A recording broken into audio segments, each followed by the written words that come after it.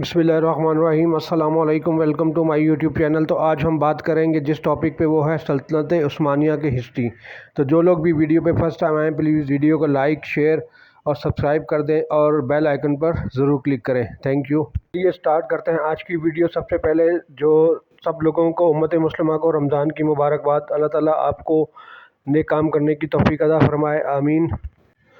तो चलिए स्टार्ट करते हैं आज की वीडियो। सल्तनत उस्मानिया जो कि 1299 में अनातोलिया में रखी थी, जो कि साबिक सल्जूक तुर्क इलाकों का एक बिखरा हुआ इलाका है। इब्तदाई उस्मानियों ने बाज़नतीनी और हरीफ तुर्क सरजमीनों को फ़तह करते हुए तेज़ी से तोसी की। 1354 में वो यूरोप में दाखिल हुए, गैलोपी पर कब्ज़ा किया और इसके बाद थरीस और बल्कान।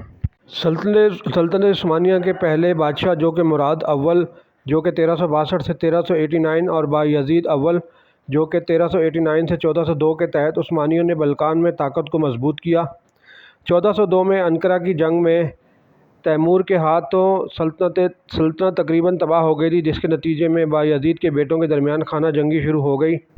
मोहम्मद अव्वल जो कि 1413 से 1421 ने सल्तनत को दोबारा मुत्तहद किया और इसके जानशीनों ने उस्मानी ताकत को बढ़ाना जारी रखा। कुस्तानिया की फ़तह जो कि 1453 हिजरी में हुई। 1453 में महमूद दोयम फातह ने बाज़नतीनी सल्तनत कुस्तानिया पर कब्ज़ा कर लिया, इसका नाम बदल कर इस्तांबुल रख दिया और इसे नया दारुल हुकूमत बना दिया। इसने मशरक़ी रोमन सल्तनत के ख़ात्मे और उस्मानी सुनहरी दौर के आगाज़ को निशानज़दा किया। सुनहरी दौर और तोसी जो कि 1453 से 606 ईस्वी तक जारी रही। उस्मानी 3 बर-ए-आज़मों पर गलबा रखते हुए एक सुपर पावर बन गया। कलीदी सुल्तान और कारनामे मोहम्मद सानी जो 1451 से 1481 ईस्वी तक रहा। कुस्तानिया, अनातोलिया, यूनान और बल्कान को फ़तह किया। तिजारत, इंतज़ामिया और मजहबी रवादारी की हौसला अफजाई की। बायज़ीद सानी जो कि 1481 से 1512 तक सल्तनत पर बड़ा जुमान रहे, सल्तनत को अंदरूनी तौर पर मजबूत किया और 1492 में स्पेन से निकाले गए यहूदियों का खैर मकदम किया। सलीम अव्वल दी ग्रेम 1512 से 1520। 1517 में ममलिकों को शिकस्त दी। मिस्र, शाम और मक्का और मदीना के मुक़द्दस शहरों को फ़तह किया। उस्मानी सुल्तान इस्लाम का खलीफा बना। सुलेमान अज़ीम जो कि 1520 से 1566 ईस्वी तक बादशाह रहे। सल्तनत की चोटी हंगरी, इराक़ और शुमाली अफ्रीका के ज़ेर कंट्रोल। वियना का मुहासरा 1529 तकरीबन यूरोप फ़तह कर लिया। 8 फ़न तामीर और गवर्नेंस में कानूनी और सकाफ़ती तरक्की। इस्तांबुल में सुलेमानी मस्जिद तामीर की। ज़वाल और जमूद जो कि 606 से 1792 ईस्वी तक रहा। सुलेमान की मौत के बाद सल्तनत फ़ौजी नुकसानात, इक़्तिसादी परेशानियों और अंदरूनी बदعنवानी की वजह से जमूद का शिकार रहने लगी। अहम वाक़यात जो कि लेपटिनो की जंग 1571 में उस्मानी बहरिया ने यूरोपीय फ़ौज को शिकस्त दी। तुर्की की अजीम जंग जो कि 1683 से 1699 तक लड़ी गई। हंगरी और बल्कान के कुछ हिस्से खो दिए। कार्लोटोनर का माहिदा जो कि 1699 में पला बड़ा इलाकाई नुकसान। अंदरूनी ताकत की कशमकश, कमज़ोर सुल्तानों और यूरोपी इक़्तिसादी तसल्लुत ने सल्तनत को कमज़ोर कर दिया। इस्लाहात की कोशिशें जो और मज़ीद ज़वाल जो कि 1792 से 1914 तक जारी रहा। 19वीं सदी में सल्तनत ने तज़ीनत इस्लाहात 1839 से 1876 के ज़रिए फ़ौजी, कानूनी और समाजी ढांचों को बेहतर बनाने की कोशिश की। कौम परस्त तहरीकों यूनानी, सर्ब, बल्गारी ने बल्कान में उस्मानी कंट्रोल को कमज़ोर कर दिया। क्रेमन जंगें जो कि 1853 से 1856 तक रूस के ख़िलाफ़ बरतानिया और फ़्रांस के साथ उस्मानी इत्तेहाद। रूस तुर्की जंग जो कि 1877-1878 में लड़ी गई। उस्मानियों ने बल्कान में अहम इलाके खो दिए। अब्दुल हमीद सानी जो कि 1876 से 1909 ने मुख्तसर तौर पर एक आइन मुतारिफ़ कराया, लेकिन बाद में आमिराना बन गया। सल्तनत उस्मानिया का ज़वाल जो कि 1914 से 1922 तक जारी रहा। उस्मानियों ने पहली जंग अज़ीम 1914 से 1918 में मरकज़ी ताकतों जर्मनी और ऑस्ट्रिया हंगरी की तरफ से शमूलियत इख्तियार की। अहम लड़ाइयाँ हार गईं और जंग के बाद सल्तनत बरतानिया और फ़्रांस ने तकसीम कर दी। मुस्तफ़ा कमाल अतातुर्क ने तुर्की की जंग आज़ादी जो कि 1919 से 1922 की क़यादत की। 1922 में सल्तनत उस्मानिया का ख़ात्मा हो गया।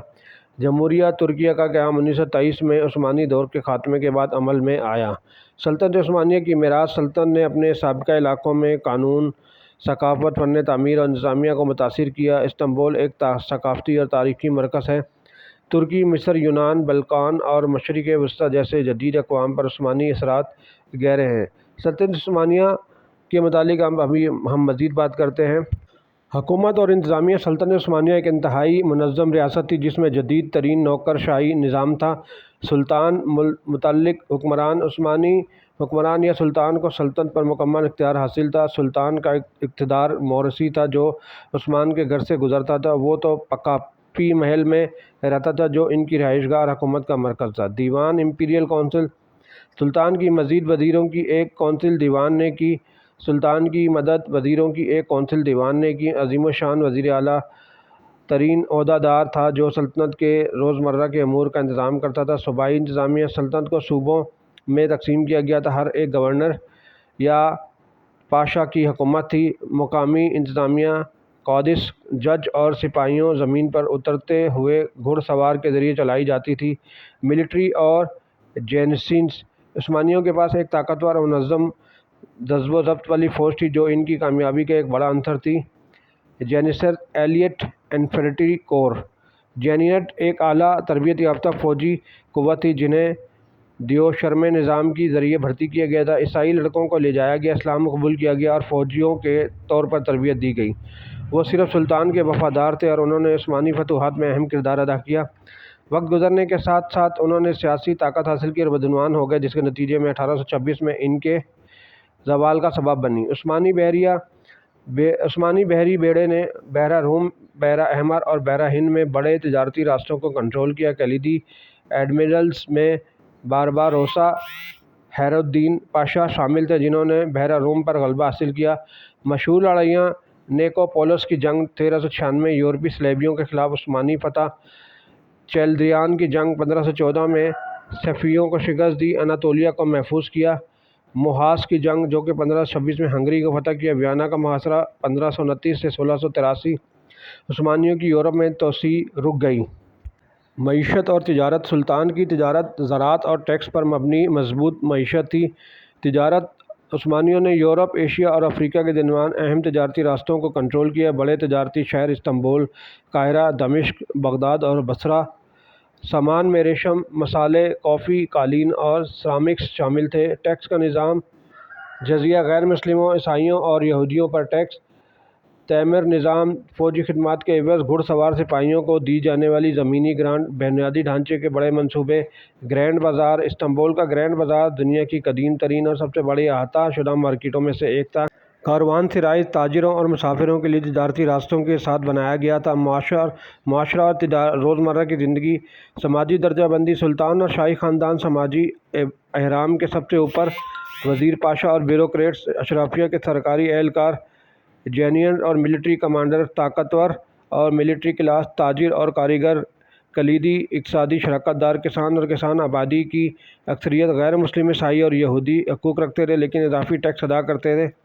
خواتین کا کردار سلطان عثمانیہ میں خواتین کو محدود حقوق حاصل تھے لیکن انہوں نے حرم شاہی گھرانے میں بااثر کردار ادا کیا۔ سلیمان دی میگنیفیسنٹ کی بیوی عثمانی تاریخ کی طاقتور ترین خواتین میں سے ایک بن گئی۔ خواتین جائیداد کی مالک ہو سکتی ہیں، تجارت میں مشغول ہو سکتی ہیں اور اسلامی قانون کے تحت انہیں کچھ قانونی تحفظات حاصل ہیں۔ مذہبی تنوع سلطنت کثیر مذہبی تھی۔ مسلمان، سنی اور صوفی اکثریت، عیسائی، یونانی آرتھوڈوکس، آرمینیائی، کیتھولک، پروٹسٹنٹس، یہودی کمیونٹی۔ میلی سسٹم نے مذہبی اقلیتوں کو اپنے قوانین کے تحت حکومت کرنے کی اجازت دی۔ آرٹ، فن تعمیر اور ثقافت عثمانی فن تعمیر اسلامی، بازنطینی اور فارسی انداز سے متاثر۔ عظیم معمار سنان جو کہ 1489 سے 1588 سلیمانی مسجد، سلیمی مسجد اور بہت سے پل، محلات اور مدرسے بنائے۔ حاجیہ صوفیہ قسطنطنیہ کی فتح کے بعد چرچ سے مسجد میں تبدیل ہوا۔ عثمانی ادب اور خطاطی، دیوان شاعری فارسی اور عربی روایات سے متاثر۔ مشہور شاعر فضولی، بکی اور ندیم عثمانی ترک کے خطاطی، قرآن اور فن تعمیر میں استعمال ہونے والے اسلامی رسم الخط۔ موسیقی اور تفریح عثمانی موسیقی میں فوجی مارچ، لوک گیت اور کلاسیکی کمپوزیشن شامل تھے۔ کافی ہاؤسز کہانی سنانے، موسیقی اور سیاست کے ثقافتی مراکز بن گئے۔ زوال اور زوال سلطنت عثمانیہ کا زوال، خاتمہ کیوں ہوا؟ اندرونی مسائل سلیمان دی میگنیفیسنٹ کے بعد کمزور سلطانوں نے سیاسی عدم استحکام کو جنم دیا۔ کرپشن اور اقربا پروری نے انتظامیہ کو کمزور کیا۔ جینیسری بغاوتوں نے فوجی اصلاحات کو مشکل بنا دیا۔ معاشی زوال: امریکہ 1492 اور کیپ آف گڈ ہوپ 1498 کی دریافت کے بعد یورپی تجارت راستے منتقل ہو گئے۔ صنعتی انقلاب 18ویں اور 19ویں صدی نے یورپ کو معاشی طور پر مضبوط بنایا۔ بھاری ٹیکسوں اور معاشی بدانتظامیہ نے ریاست کو کمزور کیا۔ فوجی شکست: لیپینٹو کی جنگ 1571 عثمانی بحریہ کو بڑی شکست کا سامنا کرنا پڑا۔ ویانا کا محاصرہ 1683 یورپی افواج نے وسطی یورپ میں عثمانی توسیع کو روک دیا۔ روسی ترک جنگیں 18ویں 19ویں صدی روس سے کھویا ہوا علاقہ۔ نیشنلزم کا عروج: 19ویں صدی میں سربیا، یونان، رومانیہ، بلغاریہ اور مصر نے آزادی کا اعلان کیا۔ بلقان جنگ جو کہ 1912-1913 کے نتیجے میں بڑے علاقائی نقصانات ہوئے۔ پہلی جنگ عظیم اور اختتام: عثمانیوں اور جرمنی کی طرف سے ورلڈ وار 1 جو کہ 1914 سے 1918 تک لڑی گئی میں شمولیت اختیار کی۔ جنگ ہارنے کے بعد یورپی طاقتوں نے سلطنت کو تقسیم کر دیا۔ مصطفیٰ کمال اتاتürk نے ترکی کی جنگ آزادی کی قیادت کی جس نے سرکاری طور پر 1922 میں سلطنت کا خاتمہ کیا۔ جمہوریہ ترکی 1923 میں قائم ہوا۔ نتیجہ یہ ہوا کہ سلطنت عثمانیہ کی میراث: سلطنت عثمانیہ تاریخ کی سب سے زیادہ بااثر سلطنتوں میں سے ایک تھی جس نے سیاست، فن تعمیر، فن اور ثقافت میں ایک بھرپور میراث چھوڑی۔ اس کا اثر آج بھی ترکی، بلقان، مشرق وسطیٰ اور شمالی افریقہ میں نظر آتا ہے۔